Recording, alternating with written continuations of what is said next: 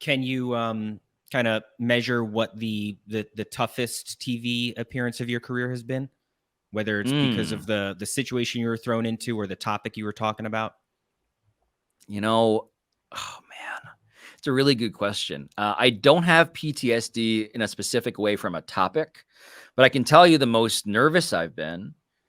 Certainly, look, Bill O'Reilly was one, but then hosting PTI for the first time. It's just like these moments that feel like I'm inside of the television, like staring at Tony Kornheiser, and saying literally the words like, "Pardon the interruption, I'm Pablo Torre," and just like the physiological, just like it feels so alien to say the thing.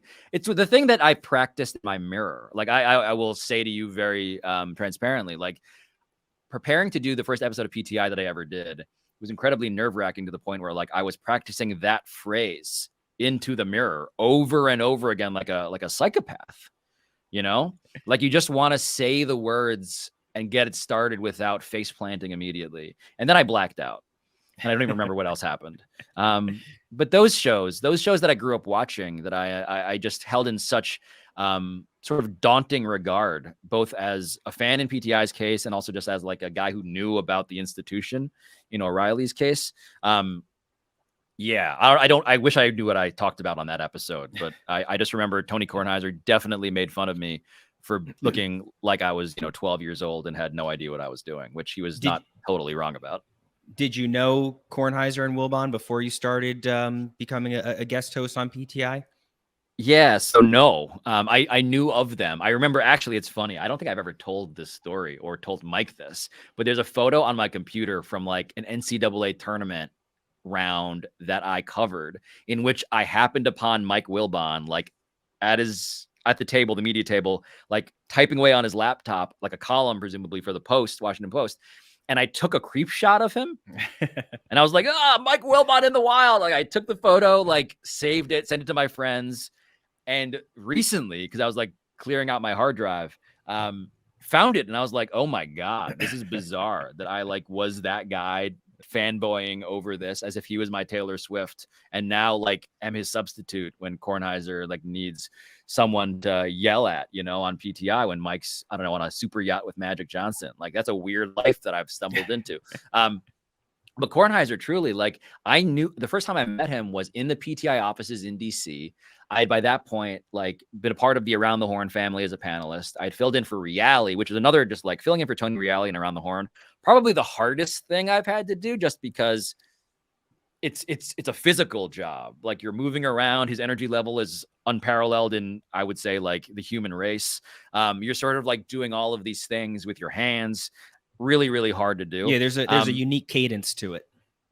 And it's just so you can't, and to his credit, Reale's credit, Brief Digression, like trying to do Around the Horn with your own voice feels perverted. It's sort of like, you can't do this without being Tony Reale. Like, how are you even trying to do this? It felt ridiculous. So you end up imitating Reale, which is the worst of all worlds because no one is him in that way.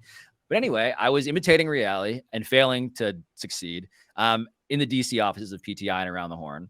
And I just remember like meeting Kornheiser because I would get pulled in occasionally to be a substitute stat boy for Reale. Because Stat Boy, of course, for people who've watched the show for a long time, like that was a key part of PTI. It ended when Reale decided to take Around the Horn to New York, and God bless him for doing it. But that's when Stat Boy ended. He became a man. He had his bar mitzvah, so to speak. And me meeting Kornheiser in the offices as substitute Stat Boy, I don't think he knew who I was at all. In fact, the running joke was, and this is from Kornheiser and from Eric Rydholm, the producer of PTI, was Tony will only co-host PTI with you if you spray paint your hair gray so that you look older. And I don't think that was a joke. Like, I think Tony actually was saying to everybody, he looks too young. It makes me look too old. I'm never going to do this.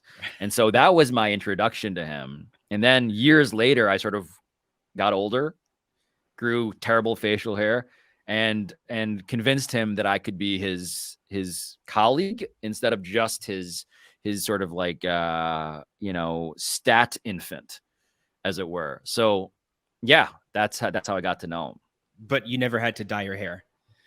No, now I just am waiting for mortality to actually naturally do the thing that Kornheiser demanded. But no, I held out on. I'm very proud of holding out on that part.